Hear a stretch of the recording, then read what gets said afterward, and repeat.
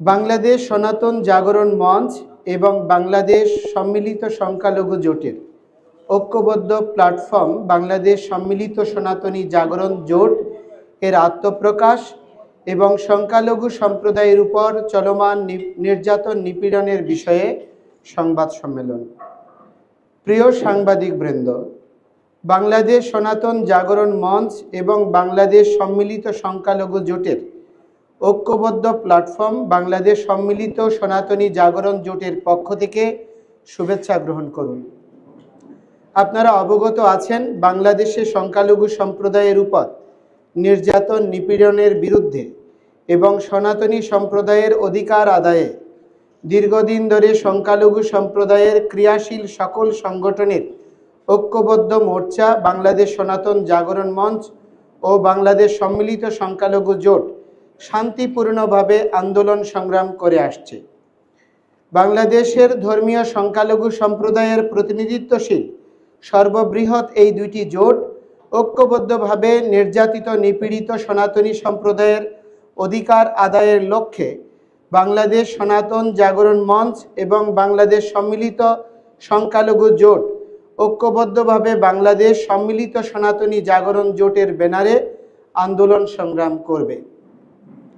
প্রিয় সাংবাদিকবৃন্দ, আপনারা জানেন, বিগত 5ই আগস্ট ছাত্র জনতার গণ অভ্যুত্থানে সরকার পতনের পর পরিবর্তিত রাজনৈতিক প্রেক্ষাপটে দেশের বিভিন্ন স্থানে হিন্দু সম্প্রদায়ের মানুষের বাড়িঘর, উপাসনালয়, ব্যবসা প্রতিষ্ঠানে নজিরবিহীন হামলা, ভাঙচুর, অগ্নিসংযোগ, জায়গা জমি দখল, লুটপাট, নির্মম নির্যাতন ও প্রাণহানির ঘটনা ঘটেছে। অনেক নারীর উপর পাশবিক নির্যাতন করা হয়েছে। শুধু তাই নয়, সারা দেশে বিভিন্ন শিক্ষা প্রতিষ্ঠানে বিনা কারণে ভয়ভীতি দেখিয়ে সংখ্যালঘু সম্প্রদায়ের অসংখ্য শিক্ষককে জোরপূর্বক পদত্যাগে বাধ্য করা হয়েছে। দুর্ভাগ্যজনকভাবে দেশের রাজনৈতিক পট পরিবর্তনের প্রেক্ষাপটে ধর্মীয় পরিচয়ের কারণে অসংখ্য নিরপরাধ সনাতনীকে সরকারি বেসরকারি প্রতিষ্ঠান থেকে চাকরিচ্যুত করা হয়েছে। দুর্ভাগ্যজনকভাবে দেশের রাজনৈতিক পট পরিবর্তনের প্রেক্ষাপটে ভঙ্গুর আইন শৃঙ্খলার সুযোগ নিয়ে নিরীহ সনাতনী সম্প্রদায়ের উপর সাম্প্রদায়িক প্রতিক্রিয়াশীল অপশক্তির নজিরবিহীন এসব ন্যাক্কারজনক ঘটনায় দায়ীদের বিরুদ্ধে রাষ্ট্র বা সরকারের পক্ষ থেকে কোনো দৃশ্যমান আইনি পদক্ষেপ নিতে আমরা দেখিনি। সংখ্যালঘু সম্প্রদায়ের উপর সংগঠিত এরূপ ন্যাক্কারজনক হামলা, নির্যাতন, নিপীড়ন এখনও অব্যাহত থাকায় সারা দেশে ধর্মীয় সংখ্যালঘুরা প্রতিনিয়ত আতঙ্কে দিনাতিপাত করছে। প্রিয় সাংবাদিকবৃন্দ, আপনারা জানেন, রাজনৈতিক পরিবর্তনের পর বারবার দেশের সংখ্যালঘু সম্প্রদায়ের উপর সাম্প্রদায়িক অপশক্তি নির্মম নির্যাতন নিপীড়ন চালালেও কোনো ঘটনারই বিচার হয়নি।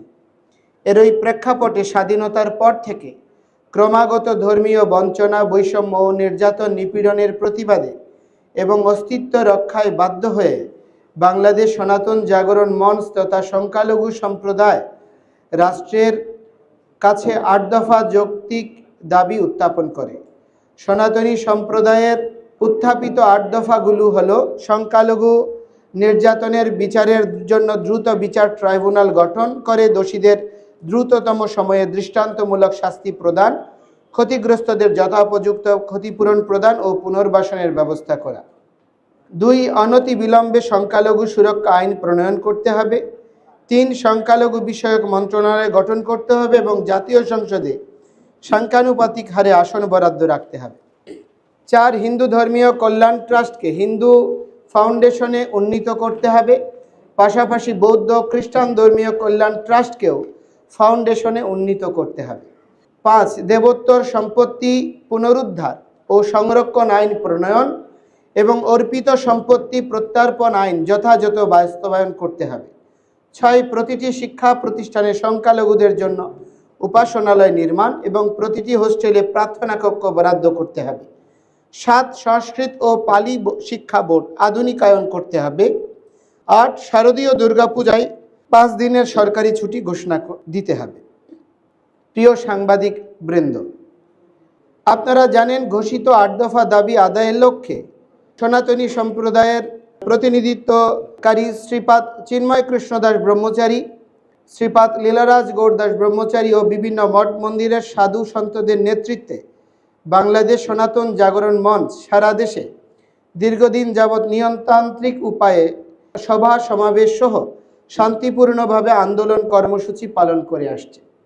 এই আন্দোলনের ধারাবাহিকতায় ৮ দফা দাবি আদায়ের লক্ষ্যে পূর্ব ঘোষিত কর্মসূচির অংশ হিসেবে জাগরণ মঞ্চ বিগত 25শে অক্টোবর 2024 শুক্রবার চট্টগ্রামের ঐতিহাসিক লালদিঘি ময়দানে বিভাগীয় গণসমাবেশ আয়োজন করে। স্মরণকালের সর্ববৃহৎ শান্তিপূর্ণ এই গণসমাবেশে স্বতঃস্ফূর্তভাবে সনাতন সম্প্রদায়ের লক্ষ লক্ষ নরনারী অংশগ্রহণ করে, যা বিভিন্ন দেশীয় ও আন্তর্জাতিক গণমাধ্যমে প্রচারিত হয়েছে। লক্ষ লক্ষ মানুষের অংশগ্রহণে অনুষ্ঠিত শান্তিপূর্ণ এই গণসমাবেশে সরকারের পক্ষ থেকে যথাযথ নিরাপত্তার ব্যবস্থা করায় সনাতনী সম্প্রদায়ের পক্ষ থেকে সরকারের প্রতি আন্তরিক কৃতজ্ঞতা প্রকাশ করি। কিন্তু আমরা অত্যন্ত দুঃখের সাথে লক্ষ্য করলাম, দেশের বিভিন্ন রাজনৈতিক দল ও সরকারের বিভিন্ন দায়িত্বশীল পর্যায় থেকেও ৮ দফার যৌক্তিকতা স্বীকার করে এর সাথে সংহতি জানালেও সনাতনী সম্প্রদায়ের স্মরণকালের সর্ববৃহৎ এই শান্তিপূর্ণ গণজমায়েতকে প্রশ্নবিদ্ধ করা এবং বহির্বিশ্বে সরকারের ভাবমূর্তি ক্ষুণ্ণ করার অশুভ উদ্দেশ্যে জাতীয় পতাকার অবমাননার কথিত অভিযোগে জৈনক ফিরোজ খান নামে এক ব্যক্তি বিগত 30শে অক্টোবর চট্টগ্রামের কোতোয়ালি থানায় বাংলাদেশ সনাতন জাগরণ মঞ্চের মুখপাত্র ও পুণ্ডরিক ধামের অধ্যক্ষ চিন্ময় কৃষ্ণ দাস ব্রহ্মচারী, শ্রীপাদ লীলারাজ গৌর দাস ব্রহ্মচারী সহ 19 জন সংগঠকের বিরুদ্ধে একটি মিথ্যা, ভিত্তিহীন ও বানোয়াট রাষ্ট্রদ্রোহিতার মামলা দায়ের করেন। প্রিয় সাংবাদিক বৃন্দ, আপনারা নিশ্চয়ই অবগত আছেন, দেশের প্রচলিত আইন অনুযায়ী স্বরাষ্ট্র মন্ত্রণালয়ের অনুমোদন ব্যতীত কারো বিরুদ্ধে রাষ্ট্রদ্রোহিতার মামলা দায়ের করা যায় না। ষড়যন্ত্রমূলক কথিত রাষ্ট্রদ্রোহিতার মামলাটি দায়েরের ক্ষেত্রে আইনের নির্ধারিত এই প্রক্রিয়াও অনুসরণ করা হয়নি। এই থেকে প্রতীয়মান হয় বিশেষ মহল সরকারকে বিব্রত করার অসৎ উদ্দেশ্যেই মিথ্যা, ভিত্তিহীন মামলাটি দায়ের করেছে। যৌক্তিক দাবি আদায়ের লক্ষ্যে সনাতনী সম্প্রদায়ের চলমান আন্দোলনকে নস্যাৎ জন্যই আন্দোলনের সাথে যুক্ত নেতৃবৃন্দের বিরুদ্ধে হয়রানিমূলক মামলা দায়ের করা হয়েছে। ফলে মিথ্যা, হয়রানিমূলক, বানোয়াট এই মামলার দায়েরের খবর বিভিন্ন সংবাদ মাধ্যমে প্রকাশিত হওয়ার পর মিথ্যা মামলাটি প্রত্যাহারের দাবিতে সারা দেশে বিক্ষুব্ধ সনাতনী সমাজ শান্তিপূর্ণ উপায়ে প্রতিবাদ কর্মসূচি পালন করে আসছে। এমনকি বহির্বিশ্বে ওই মিথ্যা ষড়যন্ত্রমূলক মামলার প্রত্যাহারের দাবিতে প্রতিবাদ কর্মসূচি পালিত হচ্ছে। আমরা দ্ব্যর্থহীন ভাষায় বলতে চাই, সনাতন ধর্মের অনুসারীরা নিজের মাতৃভূমিকে মাতৃতুল্য রূপে শ্রদ্ধা করে। মহান মুক্তিযুদ্ধের গৌরবোজ্জ্বল ইতিহাসের সাথে সনাতনী সম্প্রদায়ের অসীম ত্যাগের ইতিহাস ওতপ্রোতভাবে জড়িত। সনাতনীদের কাছে লক্ষ শহীদের রক্তে রঞ্জিত বাংলাদেশের জাতীয় পতাকা, জাতীয় সঙ্গীত অপরিমেয় সম্মান ও মর্যাদার। আমরা দেশকে মাতৃরূপে শ্রদ্ধা করি, এটি আমাদের ধর্মীয় শিক্ষা। সুতরাং বাংলাদেশ সনাতন জাগরণ মঞ্চের নেতৃবৃন্দের বিরুদ্ধে বাংলাদেশের জাতীয় পতাকার কথিত অবমাননার অভিযোগে দায়ের করা উল্লেখিত রাষ্ট্রদ্রোহের মামলাটি সর্বৈব মিথ্যা, বানোয়াট, ষড়যন্ত্রমূলক ও ভিত্তিহীন। প্রিয় সাংবাদিকবৃন্দ, আমরা বিশ্বাস করি সনাতনী সম্প্রদায়ের চলমান যৌক্তিক ৮ দফা দাবি আদায়ের শান্তিপূর্ণ আন্দোলনকে নস্যাৎ করা, আন্দোলনের সাথে সম্পৃক্ত পরম সম্মানিত সাধুসন্ত ও সংগঠকদের হয়রানি, সাম্প্রদায়িক সম্প্রীতি বিনষ্ট এবং বর্তমান সরকারের ভাবমূর্তি ক্ষুণ্ণ করার অসৎ উদ্দেশ্যে একটি কুচক্রী মহল এই হয়রানিমূলক মিথ্যা মামলা দায়ের করেছে।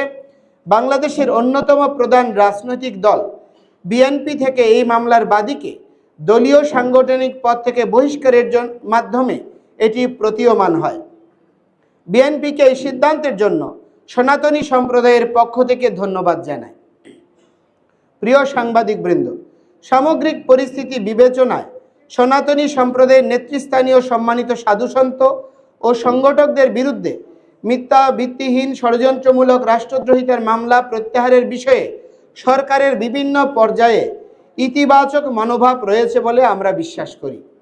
কিন্তু সনাতন সম্প্রদায়ের চলমান ৮ দফা আন্দোলন এবং আন্দোলনের সাথে যুক্ত সাধুসন্ত ও সংগঠকদের বিরুদ্ধে দায়েরকৃত মিথ্যা মামলাটি প্রত্যাহার প্রক্রিয়াকে বাধাগ্রস্ত করার অসৎ উদ্দেশ্যে প্রতিক্রিয়াশীল অপশক্তি সামাজিক যোগাযোগ মাধ্যমে বিভিন্নভাবে অপপ্রচার ও উস্কানিমূলক কর্মকাণ্ডে লিপ্ত রয়েছে। এরই ধারাবাহিকতায় বিগত ৫ই নভেম্বর বিকেলে চট্টগ্রামের হাজারীগলির জৈনক ওসমান আলী নামক এক ব্যক্তি সামাজিক যোগাযোগ মাধ্যম ফেসবুক ও ইসকন ও আন্দোলনের মুখপাত্রকে নিয়ে কটূক্তি, মানহানিকর ও উস্কানিমূলক একটি পোস্ট শেয়ার করে। প্রেক্ষিতে স্থানীয় সনাতনী সম্প্রদায় তাৎক্ষণিকভাবে শান্তিপূর্ণ এর প্রতিবাদ জানান। পরবর্তীতে আইন শৃঙ্খলা রক্ষা বাহিনীর উপর হামলার অভিযোগে গভীর রাতে অভিযানের নামে হিন্দু অধ্যুষিত চট্টগ্রাম শহরের কোতোয়ালি থানাধীন ঘনবসতিপূর্ণ হাজারীগলি এলাকায় চতুর্দিক থেকে অবরুদ্ধ করে এবং বিদ্যুৎ ইন্টারনেট সংযোগ বিচ্ছিন্ন করে আইন শৃঙ্খলা বাহিনী কর্তৃক ঘুমন্ত হিন্দু সম্প্রদায়ের নিরীহ মানুষদের বসতঘর ও ব্যবসা প্রতিষ্ঠানে নির্বিচারে হামলা ও ভাঙচুর করা হয়েছে। শুধু তাই নয়, ঘটনাস্থলের সিসিটিভি ক্যামেরা ভাঙচুর করা হয়েছে। বিভিন্ন স্থাপনার সিসিটিভি ক্যামেরায় হার্ড ডিস্ক নিয়ে যাওয়া হয়েছে। এই ঘটনায় আইন শৃঙ্খলা বাহিনীর হাতে অমানসিক নির্যাতনের শিকার মানুষের কিছু ছবি ও ভিডিও সামাজিক যোগাযোগ মাধ্যমে প্রচারিত হয়েছে, যা দেখে যে কোনো মানবিক মানুষ বিস্মিত হবে। দুর্ভাগ্যজনকভাবে ফেসবুকে সনাতন ধর্ম ও ইসকনের বিরুদ্ধে মানহানিকর ও কুরুচিপূর্ণ মিথ্যা অপপ্রচারের ঘটনায় অভিযুক্ত ওসমান আলীর বিরুদ্ধে তাৎক্ষণিক কোনরূপ আইনগত পদক্ষেপ গ্রহণ না করে উল্টো রাতের আধারে আইন শৃঙ্খলা বাহিনী কর্তৃক সংক্ষুব্ধ নিরীহ হিন্দু সম্প্রদায়ের উপর হামলার পর তাদের আসামি করে আইন শৃঙ্খলা বাহিনীর উপর হামলার অভিযোগে একটি মামলা দায়ের করা হয়েছে। দূরভিসন্ধিমূলকভাবে এই ঘটনার সাথে দূরবর্তী সম্পর্ক না থাকা সত্ত্বেও ষড়যন্ত্রমূলক রাষ্ট্রদ্রোহিতা মামলার অভিযুক্তদেরকেও এই মামলায় আসামি করা হয়। এই মামলায় সেদিন রাতে প্রায় ৮০ জন সনাতনীকে গ্রেপ্তার করে নির্দয়ভাবে পেটানো হয়েছে। আইন শৃঙ্খলা বাহিনীর হেফাজতে অমানসিক নির্যাতনের ফলে গুরুতর এইসব নিরীহ হিন্দুকে ন্যূনতম চিকিৎসা সেবাও দেওয়া হয়নি। শুধু তাই নয়, নির্যাতনের শিকার গুরুতর অসুস্থ নিরীহ এসব মানুষকে আইন কানুনের তোয়াক্কা না করে মধ্যরাতে আদালতে হাজির করা হয়। নির্মম নির্যাতনের শিকার এই সব নিরীহ মানুষকে শুধুমাত্র চিকিৎসা সেবা প্রাপ্তি থেকে বঞ্চিত করা হয়নি, প্রাথমিক পর্যায়ে আদালতে তাদেরকে আইনজীবীদের সাথেও কথা বলতে দেওয়া হয়নি। আমরা গভীর উদ্বেগের সাথে লক্ষ্য করছি, এই মামলায় অজ্ঞাতনামা হিসেবে এখনও অনেক নিরীহ সনাতনীকে গ্রেপ্তার করে রিমান্ডে নিয়ে নির্যাতনের মাধ্যমে আন্দোলনে নেতৃত্ব দেওয়া সাধু সন্তদের নামে জোরপূর্বক স্বীকারোক্তি আদায়ের অপচেষ্টা করা হচ্ছে। অদৃশ্য অপশক্তির ইশারায় জামিন প্রাপ্তির আইনি অধিকার থেকে বঞ্চিত করার অসৎ উদ্দেশ্যে আটককৃতদের ৫ই আগস্ট পরবর্তী দায়েরকৃত বিভিন্ন হত্যা মামলায় শোন অ্যারেস্ট দেখানো হচ্ছে। এই মামলায় অভিযুক্তদের পক্ষে নিযুক্ত অনেক বিজ্ঞ আইনজীবীকে প্রতিনিয়ত বিভিন্নভাবে হুমকি ধামকি প্রদান করা হচ্ছে। এইসব স্পষ্টত গুরুতর মানবাধিকার লঙ্ঘন। আমরা এর তীব্র নিন্দা জানাই। প্রিয় সাংবাদিক বৃন্দ, আমরা দ্ব্যর্থহীন ভাষায় বলতে চাই, আমরা কোনো অপরাধীর পক্ষে নই। হাজারীগলিতে সেদিন আইন শৃঙ্খলা বাহিনীর উপর কোনো দুষ্কৃতিকারী যদি হামলা করে থাকে, আমরা সুষ্ঠু ও নিরপেক্ষ তদন্তের মাধ্যমে দেশের প্রচলিত আইন অনুযায়ী তাদের দৃষ্টান্তমূলক বিচার নিশ্চিত করার দাবি জানাই। কিন্তু গভীর রাতে বিদ্যুৎ ও ইন্টারনেট বন্ধ করে সিসিটিভি ক্যামেরা ভেঙে ঘুমন্ত নিরীহ হিন্দু সম্প্রদায়ের উপর নির্বিচারে হামলা, নির্যাতন ও গণগ্রেপ্তারের ঘটনায় আমরা উদ্বিগ্ন। অবস্থা দৃষ্টে মনে হচ্ছে শুধুমাত্র ধর্মীয় বিদ্বেষ এবং সনাতন সম্প্রদায়ের চলমান যৌক্তিক আন্দোলনকে নস্যাৎ করার অশুভ উদ্দেশ্যে এই মামলাকে হাতিয়ার হিসেবে ব্যবহার করে নিরীহ হিন্দু জনগোষ্ঠীকে হয়রানি করা হচ্ছে। আমরা মনে করি অন্তর্বর্তীকালীন সরকারের ভাবমূর্তি ক্ষুণ্ণ করতে বিশেষ কোনো গোষ্ঠী এই অপতৎপরতায় লিপ্ত রয়েছে। প্রিয় সাংবাদিক বৃন্দ, বিদ্যমান পরিস্থিতিতে আপনাদের মাধ্যমে বাংলাদেশ সনাতন জাগরণ মঞ্চ ও সম্মিলিত সংখ্যালঘু জোট, যেটি আজকে থেকে বাংলাদেশ সম্মিলিত সনাতনী জাগরণ জোট নামে আত্মপ্রকাশ করছে, আমরা নিম্নোক্ত দাবিসমূহ উত্থাপন করছি। অবিলম্বে সংখ্যালঘু সম্প্রদায়ের যৌক্তিক ৮ দফা দাবি বাস্তবায়নে কার্যকর পদক্ষেপ গ্রহণ করতে হবে।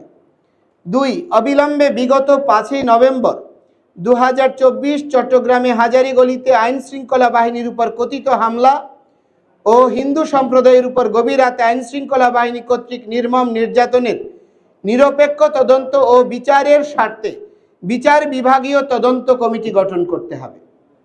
এই ঘটনায় আটক ও নির্মম নির্যাতনের শিকার নিরীহ সনাতনীদের মুক্তি দিয়ে যথাযথ চিকিৎসার ব্যবস্থা করতে হবে। এই ঘটনায় আটককৃতদের ষড়যন্ত্রমূলকভাবে বিভিন্ন হত্যা মামলায় গ্রেপ্তার দেখানোর প্রক্রিয়া অবিলম্বে বন্ধ করতে হবে। এই ঘটনাকে পুঁজি করে সরকারের ভাবমূর্তি নষ্ট করার উদ্দেশ্যে গভীর রাতে নিরীহ সনাতনীদের উপর অন্যায়ভাবে নির্যাতন করা আইন শৃঙ্খলা বাহিনীর অতি উৎসাহী সদস্যদের বিরুদ্ধে আইনানুগ ব্যবস্থা গ্রহণ করতে হবে। ৬. সংখ্যালঘু সম্প্রদায়ের যৌক্তিক আন্দোলনে নেতৃত্বদানকারী সাধু সন্ত সংগঠকদের বিরুদ্ধে দায়েরকৃত ষড়যন্ত্রমূলক মিথ্যা রাষ্ট্রদ্রোহিতার মামলা অবিলম্বে প্রত্যাহার করতে হবে। আমরা স্পষ্ট করে বলতে চাই, আমাদের চলমান আন্দোলন সরকার কিংবা কোনো রাজনৈতিক দলের পক্ষে বা বিপক্ষে নয়। আমাদের চলমান আন্দোলন আপামর সনাতনী সম্প্রদায়ের ন্যায্য অধিকার আদায়ের আন্দোলন। আমরা দৃঢ়ভাবে বিশ্বাস করি, ছাত্র জনতার গণ অভ্যুত্থানের ফলে গঠিত বর্তমান অন্তর্বর্তীকালীন সরকার বৈষম্যহীন মানবিক বাংলাদেশ বিনির্মাণের স্বার্থে নিরীহ সংখ্যালঘুদের উপর চলমান অন্যায় অনাচার বন্ধ ও উপরোক্ত যৌক্তিক দাবিসমূহ বাস্তবায়নে আন্তরিকভাবে এগিয়ে আসবে। ধন্যবাদান্তে চিন্ময় কৃষ্ণদাস ব্রহ্মচারী, বাংলাদেশ সম্মিলিত সনাতনী জাগরণ জোট এর পক্ষে। এবং আজকে একটি আমরা ঘোষণা দিচ্ছি, আমাদের আগামী 22শে নভেম্বর রংপুরে যে বিভাগীয় মহাসমাবেশ হবে, আমরা 15 দিনের জন্য সমস্ত কার্যক্রম বন্ধ রেখেছিলাম। আমরা সরকারকে সহযোগিতা করতে চেয়েছি। আমরা এখনও সহযোগিতা করার মনোভাবেই পোষণ করি। শান্তিপূর্ণভাবে আমাদের অধিকার প্রতিষ্ঠার জন্য আমরা কোনো বিশৃঙ্খলতার বিরুদ্ধে, কোনো রাজনৈতিক ইন্ধনে যুক্ত হওয়ার বিরুদ্ধে আমরা আমাদের অধিকার এবং মতামত তুলে ধরার জন্য আগামী 22শে নভেম্বর রংপুরে মহাসমাবেশ অনুষ্ঠিত হবে। এবং আগামী 6 ডিসেম্বর যেটি আপনার খুলনায় অনুষ্ঠিত হওয়ার কথা ছিল মহাসমাবেশ, তো সেই দিনটি যেহেতু আপনার বাবরি মসজিদ ভাঙার দিন, আমরা এই প্রক্রিয়াকে কোনোভাবে সমর্থন করি না। সেজন্য আমরা সেই দিনের পরিবর্তে 13ই ডিসেম্বর শুক্রবার খুলনায় মহাসমাবেশ হবে। এবং আমাদের 29শে নভেম্বর যেটি বরিশালে মহাসমাবেশ হওয়ার কথা ছিল, আমরা যেহেতু সকলে শান্তিপূর্ণ সহাবস্থান এবং প্রতিটি ধর্মের প্রতি শ্রদ্ধাশীল, সেখানে বরিশালের বৃহৎ জনগোষ্ঠীর প্রতিনিধি ইসলামী শাসনতন্ত্র আন্দোলনের সম্মানিত পীর জনাব পীর সাহেব চরমোনাই এবং আরেকটি প্রতিষ্ঠান হচ্ছে চরসিনা, ওনাদের সেখানে মাহফিল রয়েছে, বার্ষিক মাহফিল, তার প্রতি শ্রদ্ধা প্রদর্শন করে সেই দিনটি পিছিয়ে আমরা 20শে ডিসেম্বর শুক্রবার করার ঘোষণা প্রদান করছি। আপনাদের যদি কোনো প্রশ্ন থাকে।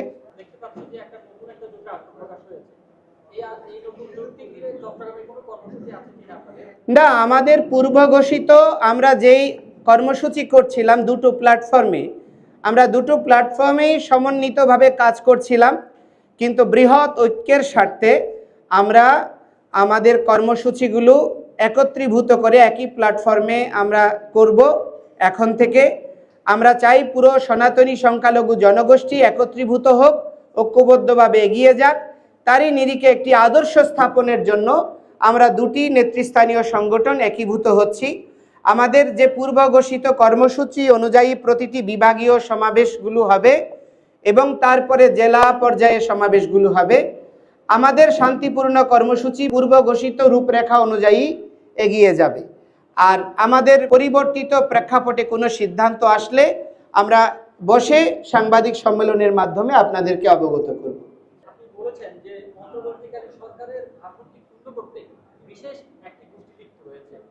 এখন এই বিশেষ একটি গোষ্ঠী এরা কারা যদি বলা যায়? আমরা বলি বাংলাদেশের স্বনামধন্য ব্যক্তিত্ব বিশ্ব নাগরিক ডক্টর মোহাম্মদ ইউনূস তিনি দায়িত্ব নিয়েছেন। আমাদের চট্টগ্রামেরই কৃতি সন্তান, আমরা গর্বিত। উনি একজন বিশ্ব নাগরিক বলা চলে, কিন্তু ওনার উদারতা অথবা ওনার কি বলবো সরলতাকে পুঁজি করে সরকারের একটি অংশ, প্রশাসনের একটি অংশ, রাজনৈতিক মতাদর্শের একটি অংশ সম্মিলিতভাবে এই পুরো দেশের স্থিতিশীলতা বিনষ্ট করার জন্য চেষ্টা করছে। একটা জিনিস আপনারা খেয়াল করবেন যে আমরা 5ই আগস্টের পরে আমাদের প্রধান উপদেষ্টাও স্বীকার করেছেন বাংলাদেশে সংখ্যালঘু সম্প্রদায়ের উপর নির্যাতন নিপীড়ন হয়েছে। উনি প্রথম এসেই এই কথাটা স্বীকার করেছেন এবং তা রোধ করার জন্য সবাইকে এগিয়ে আসার আহ্বান জানিয়েছেন। আজকে আমাদের প্রধান উপদেষ্টার মাননীয় সহকারী, যিনি এখন উপদেষ্টা হিসেবে শপথ নিয়েছেন, জনাব মাহফুজ ভাই, আমরা ওনার কাছে কৃতজ্ঞ। উনি আমাদেরকে একদিনের দুর্গাপূজার ছুটি বৃদ্ধি করার জন্য সরকারের সঙ্গে সমন্বয়কের দায়িত্ব পালন করেছেন, একটা ভালো রোল প্লে করেছেন।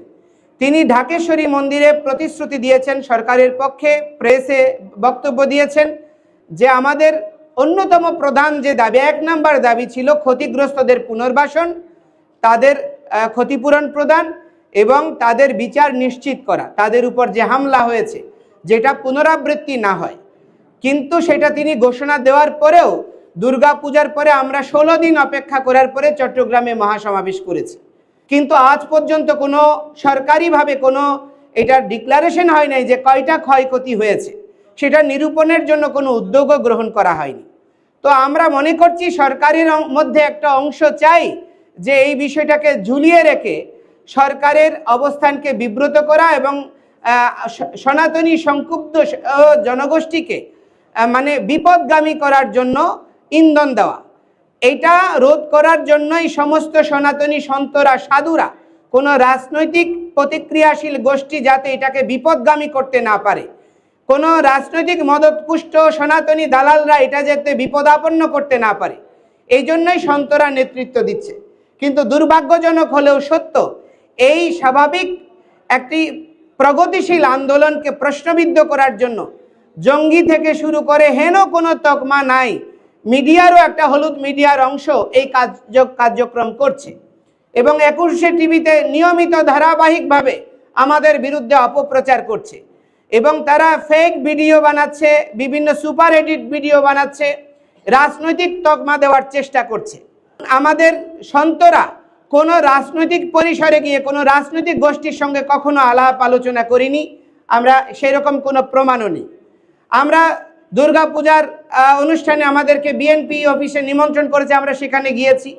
এরকম কোনো রাজনৈতিক দল ধর্মীয় অনুষ্ঠানে যদি নিমন্ত্রণ করে আমরা গিয়ে থাকি এবং আমরা আমাদের মন্দিরে কোনো বার্ষিক অনুষ্ঠানে আপনার সরকারি প্রতিনিধিরা এসেছে। কিন্তু এই বিষয়গুলোকে বিকৃত করে শুধু আমাদের আন্দোলনকে বিপদগামী করার জন্য, বিভ্রান্তভাবে উপস্থাপন করার জন্য একটা প্রতিক্রিয়াশীল গোষ্ঠী সতত লেগে আছে। আপনাদের মাধ্যমে অনুরোধ করব এটি রোধ করার জন্য আপনারা গঠনমূলক ভূমিকা রাখবেন।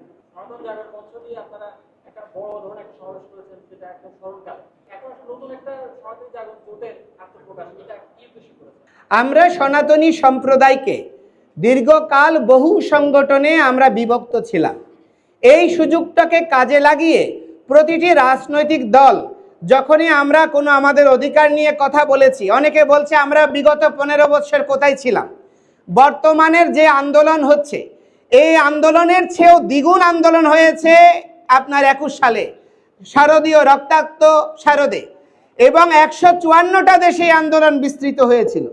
অথচ এই সত্যগুলো উপস্থাপন না করে সবসময় শুধু বিকৃত উপস্থাপনা করে এবং সেই সময়ে আমরা যে নন্দনকাননে মহাসমাবেশ করেছিলাম সেখানে তৎকালীন বিরোধী দলের নেতা বর্তমান মেয়র ডক্টর সাদাত সাহেব থেকে সোলাইমান শেখ থেকে শুরু করে আওয়ামী লীগ, বিএনপি সমস্ত রাজনৈতিক দল আমাদের সঙ্গে সংহতি জানিয়েছিল।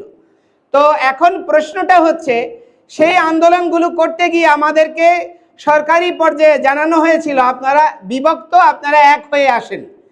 এই খেলা যেন আর খেলতে না পারে এই জন্য আমরা সমস্ত সনাতনী সংগঠন এখানে দেখবেন সবাই এক এক মতাদর্শের আচার্য, বিভিন্ন মতাদর্শের গুরুরা এক হয়েছে এবং আমরা পুরো সনাতনী কমিউনিটি ঐক্যবদ্ধভাবে এগিয়ে যাব। আমরা কোনো রাজনৈতিক দলের লেজুর বৃত্তি করব না। যারা আমাদের ডিমান্ড, আমাদের প্রত্যাশা, আমাদের মর্যাদার সঙ্গে সম অধিকারের নিরিখে, সাম্যতার নিরিখে নাগরিক হিসেবে মর্যাদা দিয়ে আমাদের সঙ্গে মুভ করবে, আমরা তাদের সঙ্গে কাজ করব। না হলে আমরা কোনো রাজনৈতিক দলের লেজুর বৃত্তিতে যুক্ত হব না।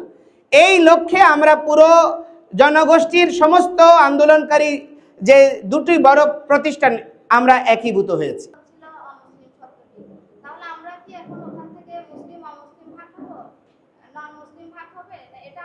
আমি তো আগেই বলেছি যে আমাদের প্রতিক্রিয়াশীল একটা গোষ্ঠী প্রশাসনের একটি অংশকে, সরকারের একটি অংশকে ব্যবহার করে এই রাষ্ট্রকে অস্থিতিশীল করতে চায়। তারাই আমাদেরকে সেদিন যে জিনিসটা বলছেন, রাষ্ট্রদ্রোহ মামলার বিরুদ্ধে যখন সনাতনীদের স্বতঃস্ফূর্ত প্রতিবাদ ছিল, গাড়িতে আমাদের এখানে স্যারেরা আছেন, সাধুরা আছেন, ইনার বুকে ছিঁড়ে ফেলেছে বাধা দিয়ে, ওই উনার বুকে আঘাত করেছে এবং আমাদের এই ভার্সিটির শিক্ষক থেকে শুরু করে সবাইকে গাড়িতে প্রশ্ন করা হয়েছে যে নন মুসলিম কে আছে। হ্যাঁ, তো নন মুসলিম দেখে দেখে তাদেরকে রোধ করা হয়েছে। তো দেশে আমাদেরকে বলা হচ্ছে, আমাদের প্রধান উপদেষ্টা আমাদের আশান্বিত করেছিল যে আমরা বাংলাদেশি জনগোষ্ঠী, আমরা বাংলাদেশের নাগরিক, সকলে সমতার ভিত্তিতে থাকব। তাহলে সেখানে ধর্মীয় পরিচয়কে আধার করে আমাদেরকে আলাদাভাবে চিহ্নিত করার প্রচেষ্টা হচ্ছে। তাহলে প্রধান উপদেষ্টার মনোভাবকে প্রশাসনের যে অংশ এগুলো করছে তারা কতটুকু মূল্যায়ন করছে এটা আপনারাই বিবেচনা করবেন। তো যেখানে প্রশাসনের লোক সরকার প্রধানের মনোভাবকে শ্রদ্ধা করে না, সেখানে যারা সাম্প্রদায়িক গোষ্ঠী তারা তো এটাকে সুযোগ নেবেই। এই জন্য এটাকে আমরা নতুন কিছু মনে করছি না, এটা ধারাবাহিকতারই একটা নামান্তর। এই জন্য এটা আপনারা মুক্ত বুদ্ধির আধার, আপনারাই যদি চেষ্টা করেন বাংলাদেশ একটা মুক্ত গণতন্ত্র এবং সকলের সহাবস্থানের সুন্দর পরিবেশ বিনির্মিত হবে।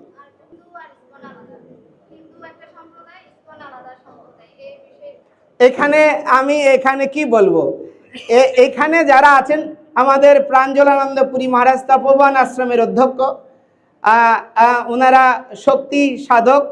আমাদের উমেশানন্দ গিরি মহারাজ আছেন, ওনারা আমাদের গিরি মহারাজ আছেন, ওনারা ব্রহ্মবাদী বা শৈব বলা যায়। আবার আমাদের অজপানন্দ মহারাজ আছেন, ওনারাও শক্তি সাধক। আমাদের ঋষিধাম রয়েছে, বীরেশ্বরানন্দ পুরী মহারাজ রয়েছেন, স্বরূপ দাস বাবাজি রয়েছেন। এখানে সব সন্তদের দেখেন, এরা হচ্ছে সনাতন সম্প্রদায়ের প্রতিনিধিত্বকারী কোনো ধর্মীয় সংগঠন নয়, এরা হচ্ছে গুরু বা নির্ণায়ক প্রতিনিধি।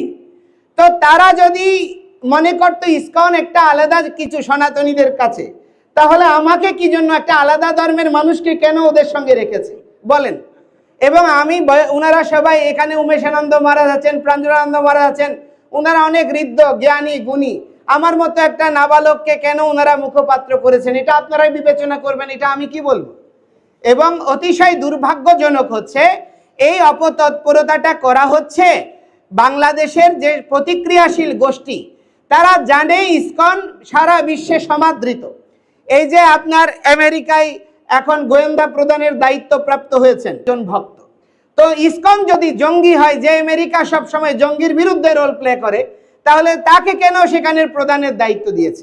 রামায়া স্বামীরা আছেন যিনি হোয়াইট হাউসের নীতি নির্ধারক প্যানেলে দায়িত্ব দিয়েছেন, তারা হচ্ছে ইসকনের অনুগামী ফলোয়ার্স। তাহলে এই রকম ব্যক্তিদেরকে কেন ওখানে দায়িত্ব দিয়েছে হোয়াইট হাউসে। এবং বিশ্বে আপনার এই আরব দেশগুলোতে দেখেন, আপনি দুবাই থেকে শুরু করে, কাতার থেকে শুরু করে, আপনার সৌদি আরব থেকে শুরু করে, প্রতিটা দেশে ইসকন 154টা দেশে স্ব দেশের নিবন্ধিত আইন অনুযায়ী এবং জাতিসংঘের অ্যাপ্রুভেল অনুযায়ী কার্যক্রম করছে। জাতিসংঘের প্রায় 9টা সংস্থা ইসকন ওতপ্রোতভাবে কাজ করছে।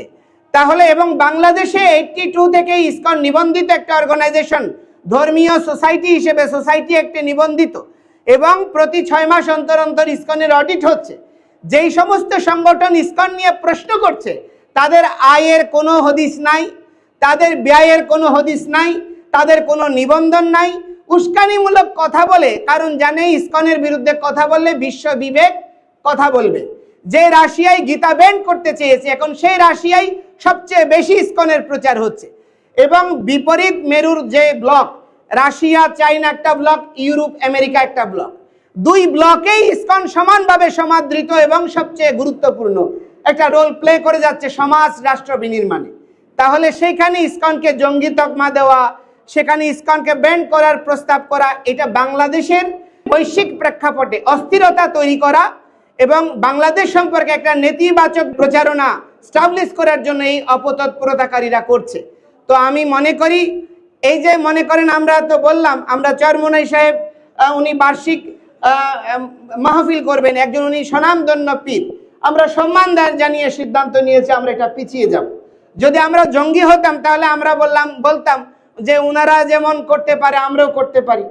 তাহলে যেখানে সহনশীলতার শিক্ষা দেয়, আমরা কোনো প্রাণী হত্যা করি না, মাছ মাংস খাই না, ডিম রসুন পেঁয়াজ খাই না, কোনো ড্রাগ করে না, যারা ড্রাগ করে তাদের মাথাকে যে কেউ বিকৃত করতে পারে। তাহলে আমাদেরকে যদি আপনি জঙ্গি তকমাদের কি বলবো? বাংলাদেশে কোনো আপনার ঘটনাবলী আছে ইসকনের কোনো ভক্ত কাউকে হত্যা করেছে, কাউকে লুট করেছে, কোনো মাদক কারবারিতে যুক্ত আছে, কোনো আপনার কি বলে মানি লন্ডারিং এ যুক্ত আছে, কোনো রাজনৈতিক অভিদাতে যুক্ত হয়ে কোনো রাজনৈতিক দলের বিপক্ষে রোল প্লে করেছে? আমাদের ঢাকার যে প্রোগ্রাম হয় সেখানে আপনার বিএনপিও যোগ দেয় আর জাতীয় পার্টিও যোগ দেয়, আপনার যেগুলো গণতান্ত্রিক বড় দল, প্রতিটা দলে আমাদের রথযাত্রার 9 দিনের প্রোগ্রামে এক এক দিন এক এক দল যোগ দেয়। এবং আমাদের এখানে দেখেছেন 5ই আগস্ট পরবর্তী আমরা ইসলামী শাসনতন্ত্র আন্দোলন, হেফাজত ইসলাম থেকে শুরু করে সবার সঙ্গে আমরা কথা বলেছি, জামায়াত ইসলামের সঙ্গে কথা বলেছি এবং আমরা প্রত্যেকটি মতাদর্শের প্রতি সহনশীল রোল প্লে করি। আমাদের কাজ করা নয় কেউকে ধর্মান্তর করা, আমাদের কাজ হচ্ছে সনাতনীদের উজ্জীবিত করা, তাদের বিভ্রান্তি রোধ করা এবং ঐক্য স্থাপন করা। এই কাজটা হচ্ছে দেখে প্রতিক্রিয়াশীল গোষ্ঠী ভাবছে এতদিন তো এদেরকে নিয়ে খেলা গিয়েছে, এখন আর খেলা যাবে না, ধর্মান্তর করা যাবে না হিন্দুদেরকে, এই জন্যই মূলত আমাদেরকে টার্গেট করছে। ক্লিয়ার? ওটা হচ্ছে এখন বর্তমানে বিভিন্ন আওয়ামীপন্থী বিভিন্ন পেজ আছে যেখানে যেই আন্দোলন হোক সেটা ওখানে কিন্তু পাবলিশ হচ্ছে। তো যেহেতু হিন্দু আন্দোলনটা খুবই প্রচার হচ্ছে, তাদের পেজ থেকে ওইটা বুস্টও করা হয়েছে। তো এ বিষয়ে আসলে আপনাদের আমি একটা ক্লিয়ার উত্তর দিই, সেটা হচ্ছে যেমন আমি যখন বাংলাদেশ জাতীয়তাবাদী দল বিএনপির নীতি নির্ধারকদের সঙ্গে কথা বলেছি, ওনাদের ফোরাম থেকে আমাদের কয়েকজন হিন্দু লিডার প্রশ্ন তুলেছে যে আমরা সাধুরা কেন মাঠে কাজ করছি, এই প্রশ্নটা আপনারা দেখেছেন। তো আমার প্রশ্ন হচ্ছে রাজনৈতিক দলগুলির কাজ কি? জনগণের আকাঙ্ক্ষাকে তুলে ধরা এবং বাস্তবায়ন করা, কারণ গণতন্ত্রের এটাই হচ্ছে সৌন্দর্য। তো যদি এটা আপনার বিএনপি, জাতীয় পার্টি, জামায়াত ইসলামী, ওনারা যে নেতৃবৃন্দরা আছে, এই 8 দফা আন্দোলন তারা করুক, আমরা তাদেরকে সমর্থন দেব, আমরা তাদের পিছনে থাকবো। যেহেতু কোন রাজনৈতিক দল সবাই আমাদেরকে শুধু আশ্বাস দেয় আর কি বলে কার্যক্রম কোনো রোল প্লে করছে না, আমাদের 8 দফা নিয়ে যৌক্তিক কোনো মন্তব্য করছে না। আমি বলতে চাই না, একজন রাজনীতিক আমাকে বলছে আমরা যে সংস্কৃত পালি বোর্ডের আধুনিকায়নের কথা বলছে সংস্কৃত কেন শিখতে হবে, বাংলায় ট্রান্সলেট করে নেন। তো আমার উত্তর ছিল যে আমাদের বৃহৎ জনগোষ্ঠী, আমাদের পবিত্র ধর্মগ্রন্থ কোরআনের আয়াতগুলো হচ্ছে আরবি, এটা আল্লাহর প্রদত্ত ওহী নাজিল হয়েছে সেখানের ভাষা। তাহলে আমাদের দেবনাগরী বা সংস্কৃত হচ্ছে আমাদের ধর্মীয় ভাষা এবং বাংলা ভাষার উৎপত্তিস্থল সংস্কৃত। তাহলে সেই ক্ষেত্রে কেন আমার বেলায় কেন এটা আসবে? যেমন আমি গত পরশুদিন বলেছিলাম রাউজানে যে আল্লাহর পবিত্র নাম হচ্ছে নারায়ে তকবীর, আল্লাহু আকবার।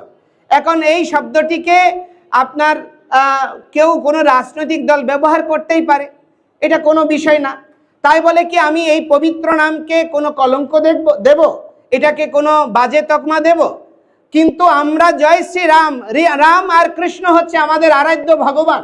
আমার ভগবানের নামের ধ্বনি দিলেই বলে যে ইন্ডিয়া টেক, আরএসএস এর টেক, বিজেপির টেক, যে কোনো দল ব্যবহার করতে পারে। ঠিক সেই রকম ভাবে আমাদের আন্দোলনের খবরগুলো বিএনপিও পোস্ট করতে পারে, জাতীয় পার্টিও পোস্ট করতে পারে, তারা করছে না কেন? তাদের ডাউট কোথায়, দ্বিধা কোথায়? এই প্রচারণাটাকে শুধু একটা দলকে ব্যবহার করার সুযোগ দিচ্ছে কেন? এটা তো আমরা কাউকে বলি নাই যে আপনারা একটু প্রচার করেন। তো আপনারাও মিডিয়া প্রচার করছেন, তাহলে কি আমি বলবো আপনারাও কোনো স্বার্থের জন্য করছেন? তো সেজন্য আমি আপনাদেরকে বলবো, দয়া করে আমাদের এই আন্দোলনকে বিকৃতভাবে উপস্থাপন না করে ভিন্ন খাতে নেবেন না। প্রণাম, ধন্যবাদ। হ্যাঁ, আমি বলি, এই হাজারি গলির ঘটনার পরে আমাদের বাসুদেব মুকুন্দ দত্ত ধাম পটিয়া শ্রী চৈতন্যদেবের 2 পার্শ্বদের ভজনস্থলী, তার পূজারীরা মোটরসাইকেল নিয়ে যাচ্ছে, হাতে লাল সুতার গলা মালা দেখে তাদেরকে চার্জ করছে, জিজ্ঞাসাবাদ করছে, থানায় নিয়ে গেছে। আপনার এই চিটাং মেডিকেলের ওখানে করেছে একই পরিস্থিতি, আবার সীতাকুণ্ডে হয়েছে। এগুলো তো আছেই। এবং প্রতিনিয়ত আপনি বাংলাদেশে খোঁজ খবর নিয়ে দেখেন, হ্যাঁ, বড় অঙ্কের ম্যাসাকার কমেছে, ইন্টারনাল আপনার টর্চারিংটা অব্যাহত আছে। আপনি এখনো পর্যন্ত প্রতিটা দিন এই যে যারা চাঁদাবাজি চলছে অহরহ, এই যে বর্তমানে মামলাগুলো হয়েছে, একটা অংশ আছে আপনি অনেক বড় ধরনের লেনদেন করে করে অব্যাহতি নিচ্ছে এবং আপনার বিভিন্ন ধরনের টোপ দিচ্ছে যে তুমি টাকা দেবে তাহলে তোমাকে এটা অব্যাহতি দেওয়া হবে। এবং আপনি যারা নিরীহ, এই যে মনা দাস, আপনারা সবাই মিডিয়াতে, কয়েকটা মিডিয়াতে এসেছে, তার স্ত্রীকে আজকে আপনাদের মাধ্যমে আমি আবেদন জানাচ্ছি, চট্টগ্রাম মেডিকেল থেকে তার স্বামী এখন হসপিটালে এবং তারও হাত টাত ভেঙে গিয়েছে, সেও এখন হসপিটালে চিকিৎসাধীন। একটা মাত্র 10 বছরের ছেলে যা ক্যান্সার আক্রান্ত, আজকে ডাক্তাররা বলে দিয়েছে ও হবে না, হসপিটাল থেকে নামিয়ে দিতে। ওর ফ্যামিলিতে কেউ নাই যে ওকে নার্সিং করবে। আমি আপনাদেরকে অনুরোধ করবো, আপনারা চট্টগ্রাম মেডিকেল কর্তৃপক্ষকে বলুন, আমরা বলছি আমরা ফান্ডিং করব, সমস্ত হিন্দুরা সহযোগ দেবে, কিন্তু তাকে যেন নামিয়ে না দেওয়া হয়। সেই মনা দাসকেও দেখেন কয়েকটা মামলা আসামি করছে, যে শুধু ঔষধ কিনতে গিয়েছিল। এইরকম এই ঘটনার সঙ্গে সংশ্লিষ্ট অনেক নিরীহ লোক দেখবেন যাদেরকে আসামি করা হয়েছে। এগুলা কি টর্চারিং না? এবং এই বিষয়ে কেউ কোনো মন্তব্য করছে না, একটা নীরব অবস্থান পালন করছে। এটাও তো একটা টর্চারিং। কারণ আমরা তো এই দেশের একটা প্রজাতন্ত্রের অংশ। আমাদের কথা কেন সরকার বলবে না, মিডিয়া বলবে না, রাজনৈতিক দল বলবে না? আমাদেরকে একটা দলের মুখে কেন ঠেলে দেবে? এখন প্রশ্ন হয়েছে, আপনি দেখুন, সাতকানিয়ায় অনেক হিন্দু আছে, চট্টগ্রামে প্রতিটি সংসদীয় আসনে হিন্দুরা একটা নির্ণায়ক ভোটার। তাহলে এখানে জামায়াত ইসলামী দীর্ঘদিন নির্বাচিত হয়েছে, বিএনপি অলি আহমেদ নির্বাচিত হয়েছে, বরিশালে চরমনাই পীর এবং ওনার অনুগামীরা নির্বাচিত হয়। আপনার ফিরোজপুরে আমাদের আল্লামা দেলোয়ার হোসেন সাইদি সাহেবের মতো একজন নেতা বারবার নির্বাচিত হয়েছে। তাহলে হিন্দুরা যদি শুধু আওয়ামী লীগের ভোটার হতো, তাহলে এই ভোটগুলো কি চুরি করা হয়েছিল? তাহলে সেখানে তো নির্ণায়ক ভোটগুলো হচ্ছে হিন্দুরা। তাহলে হিন্দুরা ভোট দেওয়ার পরেও আমাদেরকে সব সময় আওয়ামী লীগের তকমা, দলীয় তকমা দিয়ে নিষ্পেষণ করা হয়েছে। আমরা এটা থেকে বেরোতে চাই। দয়া করে আমাদের যে কোনো আন্দোলনকে, আপনি দেখুন, লাল দিঘির সমাবেশের আগের দিন একটা মিডিয়া, বাংলাদেশ পোস্ট মনে হয় না, হ্যাঁ, বাংলাদেশ পোস্ট নামে একটা অনলাইন পত্রিকা, তারা ডেলি বাংলাদেশ, ওরা একটা পোস্ট করেছে যে ছাত্রলীগের সমাবেশ হবে নিষিদ্ধ। এখন এটা তো হয় নাই, তাহলে পরের দিন কি প্রশাসন তার বিরুদ্ধে কোনো ব্যবস্থা নিয়েছে? কিন্তু সেটা যদি আমরা কেউ বিরুদ্ধে পোস্ট করতাম, তাহলে আমাদের বিরুদ্ধে মামলা হয়ে যেত। তাহলে এটা কি নির্যাতন নয়? তো এই পরিস্থিতি থেকে উত্তরণ চাই। আমরা রাষ্ট্র বিনির্মাণে অংশগ্রহণ করতে চাই। আমরা কোনো রাজনীতি করার আকাঙ্ক্ষা নেই।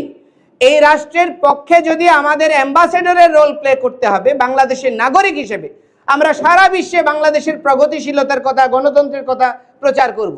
কিন্তু আমাদেরকে তো সেই সুযোগটা না দিয়ে সর্বদাই দমন করা হচ্ছে। রাষ্ট্রের কর্তব্য হচ্ছে কেউ যদি অধিকার নিয়ে কথা বলে তার কথাটা শোনা, তারকে সান্ত্বনা দেওয়া। কিন্তু আমরা যখনই কোনো অধিকার নিয়ে কথা বলতে যাই, আপনি প্রথম আলো গত সরকারের সময়ে সবচেয়ে নির্ভরযোগ্য প্রতিষ্ঠান ছিল আন্দোলনকারী গ্রুপের কাছে, ঠিক বলছি না ভুল বলছি? সেই প্রথম আলো 17 দিনে 1068টা ঘটনা তুলে ধরেছে যেগুলো অরাজনৈতিক। এরপরও বলছে ঘটনাগুলো গুজব। কি হয়েছে, কোথায় হয়েছে? আমার কাছে ভিডিও আছে, আপনারা যদি চান আমি স্লাইড আকারে দেখাতে পারবো সারা দেশে কত নির্যাতন হয়েছে। তাহলে প্রশ্নটা হচ্ছে, এইগুলো হওয়ার পরেও কেন আমরা এগুলোকে অস্বীকার করছি? এটা তো আমাদের হিন্দুদের মনোবলকে ভেঙে দিচ্ছে। এই জন্য দেখুন, যে আমরা সাধুরা 5ই অগাস্টের পর থেকে একবেলা আহার বন্ধ করে দিয়েছি, সেই অর্থ দিয়ে আমরা কি করছি, এই মুভমেন্ট করছি। প্রতিটি হিন্দু নরনারীরা, এদিন আমি লালদিঘিতে দেখেছি মাত্র 13 দিনের বাচ্চা শিশু নিয়ে আন্দোলনে এসেছে। কেউ আসবে এরকম? সে বলছে আমার সন্তান যেন আমার অধিকার নিয়ে সোচ্চার হয়, এই জন্য এসেছি। আমি গাড়িতে ওঠার সময় দেখে অভিভূত হয়ে গেছি, চোখে জল চলে এসছে। তো সেজন্য আমি বলছি আমাদের হৃদয় অনুরাগকে ভিন্নভাবে উপস্থাপন করে দয়া করে আমাদের প্রতি আর অবিচার করবেন। এটা আমার মিডিয়ার মাধ্যমে সমস্ত জনগোষ্ঠীর কাছে আবেদন। ধন্যবাদ সবাইকে।